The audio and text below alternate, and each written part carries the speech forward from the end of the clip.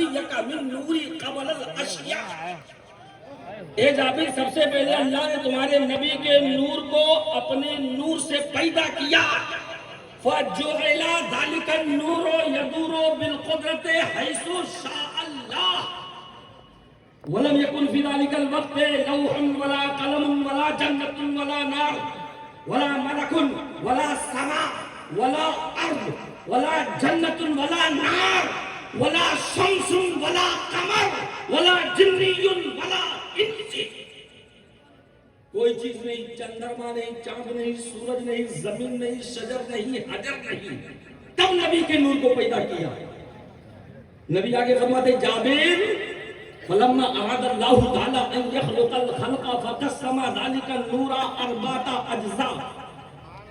جب اللہ نے چاہا کائنات کو پیدا کرے تو نبی کے نور کو 4 حصوں میں بانٹا. فخلق من الجزء الاول القلم ومن الثاني اللوح ومن الثالث العرش ثم قسم الجزء الرابع 4 اجزاء فخلق من الجزء الاول حملة العرش. تو پہلے ٹکڑے سے اللہ نے لوح، دوسرے ٹکڑے سے قلم، تیسرے ٹکڑے سے عرش، پھر چوتھے ٹکڑے کو اللہ نے 4 حصوں میں بانٹا. اس چوتھے ٹکڑے سے اللہ نے پہلے ٹکڑے سے ان فرشتوں کو پیدا کیا جو آسمان میں ہیں.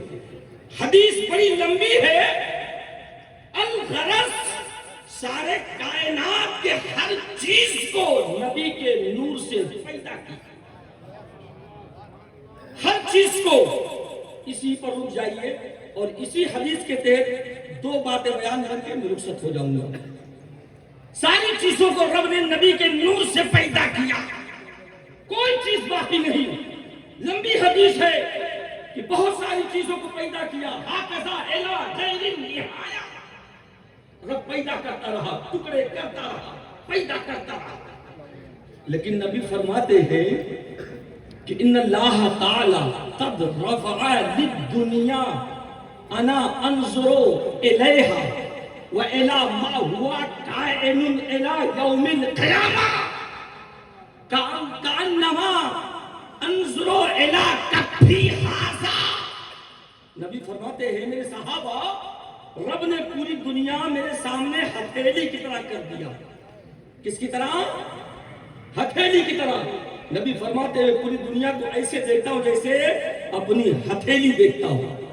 اور غوث اعظم فرماتے ہیں نظر تو الی بلاد اللہ جمع کا خردلہ. ایک حدیث، ایک غوث کا پیغام. اور سرکار شاہ میرا کے دروازے پر اولاد غوث اعظم پہ عرفان رضا حشمتی کی جان قربان. سرکار رئیس ملت کا چہرہ میں نے دیکھا تو میں نے سوچا کہ حدیثوں کے سنگم میں اولادوں کا تذکرہ ہو جائے. رئیس ملت سرکار شاہ میرا کے دروازے پر ہیں، ایسے نہیں. غوث اعظم کی انتخاب کا نام رئیس ملت ہے. اعلیٰ حضرت کی دعاؤں کا صدقہ رئیس ملت. آپ ایسے دیکھتے ہیں انہی حدیثوں کے انتخاب میں امام بخاری کی حدیث سے عرفان رضا یہ ثابت کرے گا کہ رئیس ملت ایسے نہیں ہے. شاہ میرا کے صدقوں کے تبرک. 2 باتیں بیان کی تھی میں نے. ایسا نہیں کہ میں اسٹیج پر ہوں میرانی اس لیے میں تعریف کر رہا ہوں. میں سامنے ہوں تب بھی میں خادم ہوں، پیچھے ہوں تب بھی میں خادم ہوں. میرا علم بعد میں ہے، رشتہ میرا پہلے ہے. اس لیے غلاموں، کون سرکار شاہ میرا کے دربار میں رئیس ملت کا وفادار ہے؟ ہاتھ نہ اٹھائے. ماشاءاللہ سب ہے. اور انشاءاللہ جب تک جان میں آخری رمق ہے، جب تک غلامی کا پٹا گلے میں ڈالے رہیں گے. تو میں حدیث پڑھ رہا تھا، نبی فرماتے ہیں کأنما انظر الی کفی ھذا. میں ایسے دیکھتا ہوں پوری کائنات کو جیسے ہتھیلی. اور غوث اعظم فرماتے ہیں میں ایسے دیکھتا ہوں جیسے رائی کا دانا. دونوں قولوں میں فرق کیا ہے باپ باپ ہوتا ہے بیٹا باپ باپ ہے بیٹا. نبی فرماتے ہیں پوری کائنات ایسے جیسے ہتھیلی, غوث اعظم فرماتے ہیں جیسے رائی کا دانہ, دونوں میں فرق کیا ہے؟ ہتھیلی میں اتار چڑھاؤ بھی ہے, خشکی بھی ہے, سمندر کے نالے بھی ہے. نالے ہیں کہ نہیں ہے؟ سبحان اللہ. نالے. تو جابر کی حدیث پاک بخاری آواز دے رہی ہے, ان جابر عطش الناس یوم الحدیبیہ, کہ حدیبیہ میں صحابہ پیاسے ہو گئے, دوڑے دوڑے نبی کے پاس آئے, قالوا یا رسول اللہ لیس عندنا ماء ولا نتوضا ولا نشرب. صحابہ آئے, یا رسول اللہ ہم پیاسے ہیں, پانی پیا نہیں, وضو کیا نہیں. میرے نبی مسکرائے, ارشاد فرمایا جابر یہ پلیٹ اٹھاؤ. وضع النبی یدہ علی الرکبتہ وجعل الماء یسور بین اصابعہ کامثال العیون. نبی نے دست نبوت پلیٹ پہ رکھا, صحابہ کی نگاہیں گواہ, نبی کے انگلی کے گھائیوں سے چشمہ نکلنے لگا. سبحان اللہ سبحان اللہ. سمندر بھی ہے, خشکی بھی ہے. نبی فرماتے ایسے. تو اگلے بار جابر سے مکہ والوں نے پوچھا, اے جابر جب پانی پیا آپ لوگوں نے تمہاری تعداد کتنی تھی؟ جابر کہتے ہیں کنا خمسۃ مئۃ اشد. جابر کہتے ہیں کہ ہم لوگ 1500 کی تعداد میں تھے. تو جابر سے پوچھا گیا جابر 1500؟ تو جابر نے کہا اگر عقیدہ پوچھو گے یا محبت پوچھو گے تو جابر کا عقیدہ سن لو. لو کنا مئۃ الف لکفانا, اگر ہم 1,00,000 ہوتے تب بھی پانی سب کو کافی ہوتا. یہ صحابی کا عقیدہ ہے, جو دیکھا وہ بتایا. اور اگر سائڈ سے اپنا عقیدہ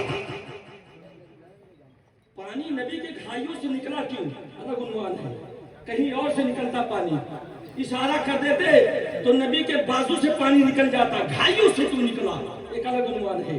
لیکن نبی ہتھیلی کی طرح, غوث اعظم رائی کے دانے کی طرح, دونوں میں بڑا فرق ہے. ابو بکر سے پوچھا گیا, چونکہ رائی کا دانہ ہے, جب ہم زمین پر رکھے, حضور رئیس ملت کے سامنے ایک ٹیبل ہے, ہم نے رائی کا دانہ رکھ دیا. میں نے کہا حضور رائی کے دانے کو آپ ملاحظہ کر رہے ہیں. حضور رئیس ملت نے کہا میں نے شرق سے بھی دیکھ لیا, غرب سے بھی دیکھ لیا, جنوب سے بھی دیکھا, غروب سے بھی دیکھا, اور شمال سے بھی دیکھا, اوپر سے بھی دیکھ لیا. میں نے پوچھا حضور کوئی حصہ چھپا ہے؟ سرکار رئیس ملت نے جواب دیا دایاں سے بھی دیکھا دکھا, بائیں سے بھی دیکھا دکھا, اوپر سے بھی دکھا, یعنی 5 طرف سے دکھا ہے, لیکن نیچے کا ایریا مخفی ہے. غوث اعظم سے پوچھا گیا حضور آپ کائنات کو کیسے؟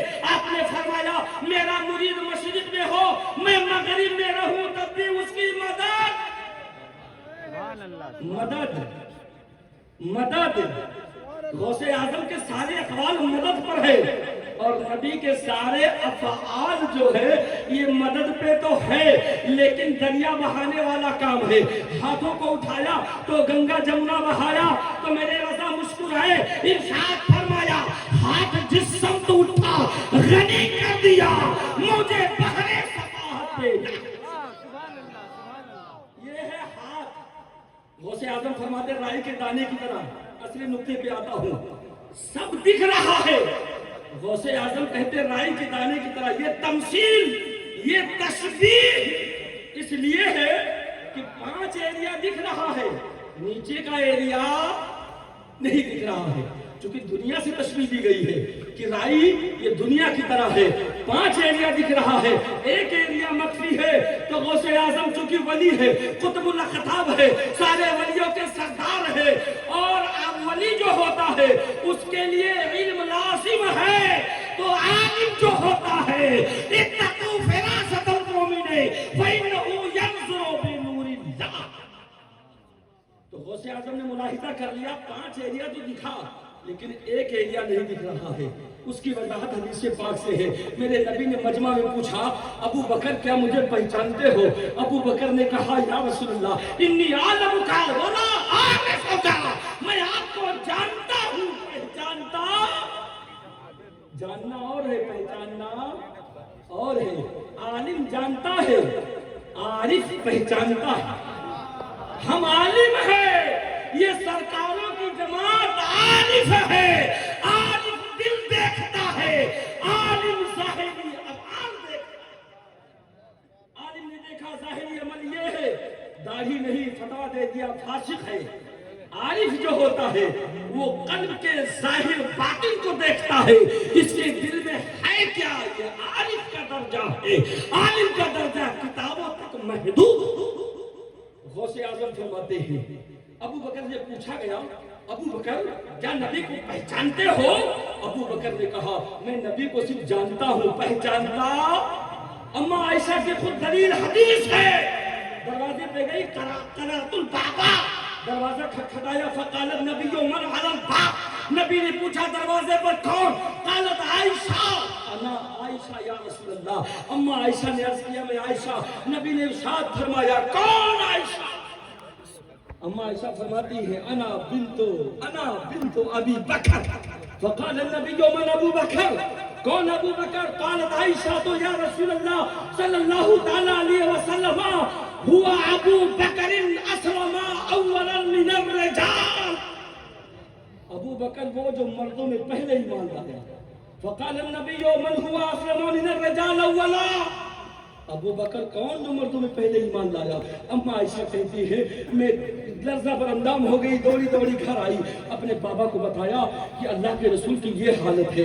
اما عائشہ کی بات سن کر ابو بکر نے ارشاد فرمایا بیٹی بیٹھ جاؤ، اب نہیں جانا. اما عائشہ پوچھتی ہے اے بابا آخر یہ معاملہ کیا ہے؟ ابو بکر نے بیان فرمایا بیٹی سنو، نبی کی تین حالت ہے. ایک حالت نوری ہے، ایک حالت بشری ہے اور ایک حالت حقی ہے. حالت بشری کو انسان جانتے ہیں، حالت نوری کو فرشتے جانتے ہیں، حالت حقی کو رب جانتا ہے اس کا محبوب. اب نبی نے فرمایا اے ابو بکر پہچانتے ہو؟ ابو بکر نے کہا عالم کا یا رسول اللہ ولا عارف کا، میں جانتا ہوں پہچانتا نہیں ہوں. صحابہ حیران تھے، کچھ پیچھے تمنائیں کر رہے تھے کاش نبی مجھ سے پوچھے ہوتے تو میں کہہ دیتا یا رسول اللہ میں آپ کو پہچانتا ہوں. لیکن ابو بکر جہاں دیکھ رہے تھے نبی نے اتنا پلا دیا تھا، ابو بکر دیکھ رہے تھے. نبی نے ارشاد فرمایا یا ابا بکرین، اے ابو بکر قلتا صدقتا، تم نے صحیح کہا ہے. لم یعرفنی حقیقتی الا اللہ، اللہ کے سوا میری حقیقت کوئی آخری جملہ ہے، حقیقت کوئی. غوث اعظم فرماتے وہی حقیقت رائی کے دانے میں ہے جو میں نہیں جان رہا ہوں. جب میرے خاندان کے بچے نہیں جان سکے تو میں کیسے جان سکتا ہوں؟ وہی غوث اعظم بتانا چاہتے ہیں. اسی لیے غوث اعظم نے رائی کے دانہ سے تشبیہ دیا اور نبی نے دستے نبوت سے. اب ان دونوں میں کیا تال میل ہے؟ باپ بیٹے کا کیا رشتہ ہے؟ اگر اجازت ہے سرکاروں کا تو ایک جملے میں بتا دوں. ارے بولو بابو، ارے میرے لیے نہیں کم سے کم سرکار بادشاہ کے لیے بولو جن کا چہرہ دیکھ کر کے چاند بھی شرما جائے. اتنا خوبصورت چہرہ ہے یا اللہ، میدان محشر میں بھی یہ چہرہ ہمیں دیکھنا نصیب ہو. ارے آمین تو کہہ لو بابو. مولا علی فرماتے آمین نہ کہنے والے کی دعا معلق ہوتی ہے، آمین کہہ لو تو آپ کی دعاؤں پر بھی کوئی آمین کہے گا. اب دونوں میں کیا تال میل ہے؟ غوث اعظم تشبیہ دیتے ہیں رائی کے دانہ سے اور نبی تشبیہ دیتے ہیں ہاتھ کی. دونوں میں تال میل کیا ہے؟ اچھا رائی کے دانہ اس کو سرسوں کہا جاتا ہے. سرسوں سے کیا نکلتا ہے؟ تھوڑا تیز. ارے تو اسے آواز میں کیا نکلتا ہے؟ اور نبی کے دست سے کیا نکلا؟ کیا نکلا؟ کیا؟ پانی. نبی پانی سے تشبیہ والی جگہ کو بتا رہے ہیں، ہتھیلی یہ منبع سر چشمے ماں ہے، یہ پانی کا دریا ہے، نبی اس سے تمثیل دیتے ہیں، اور غوث اعظم رائی کے دانا سے یہ دونوں ایسے ہیں جو دونوں قابل انتفاع ہیں۔ سبحان اللہ سبحان اچھا ایک بات بتاؤ، جب کوئی بیمار ہوتا ہے تو آپ دعا کس پہ کراتے ہیں؟ دعا کس پہ کراتے ہیں؟ اور پانی اگر نہ ہو تو دو ہی چیزیں ہیں نا، اس کے علاوہ تیسری کوئی چیز ہے؟ پانی اور تیل، ان دونوں کا سنگم بڑا گہرا ہے، عنوان کا دامن بڑا وسیع ہے، لیکن وقت دامن گیر ہے۔ سرکار کا حکم ہوا تو ناچیز کو بھی اس در دہلیز کے غلاموں اور خادموں میں شامل کر دیا۔ میں سرکار حضور جامع میاں کا بڑا شکر گزار ہوں، اپنے مربی اور روحانی مرشد کا میں شکر گزار ہوں کہ یا اللہ تعالیٰ مرنے سے پہلے ہمیں تمام گناہوں سے منظم مبرہ کرنے کی ان سرکاروں کے صدقے میں توفیق عطا فرمائے۔ مولا جو کچھ میں نے بولا اس پر مجھے اس کے بعد آپ لوگوں کو مولا عمل کرنے کی توفیق عطا فرمائے۔ استغفر اللہ ربی من کل ذنب واتوب الیہ، لا يدخل النار من کان فی قلبہ حبۃ خردل من ایمان۔ جس کے سینے میں ذرہ برابر ایمان ہوگا وہ انسان جہنم میں نہیں جائے گا۔ لا يدخل الجنۃ من کان فی قلبہ حبۃ خردل من کبر۔ جس کے سینے میں ذرہ تکبر گھمنڈ ہوگا وہ جنت میں جانے سے روک دیا جائے گا۔ سرکار شاہ میرا کا یہی پیغام ہے، اپنے تن کو سرکار کی بارگاہ میں جھکا دے۔ یہ میرے آقا ہیں، ہم ان کے غلام ہیں، اسی میں ہماری زندگی تمام ہو جائے۔ وما علینا الا البلاغ۔ السلام علیکم۔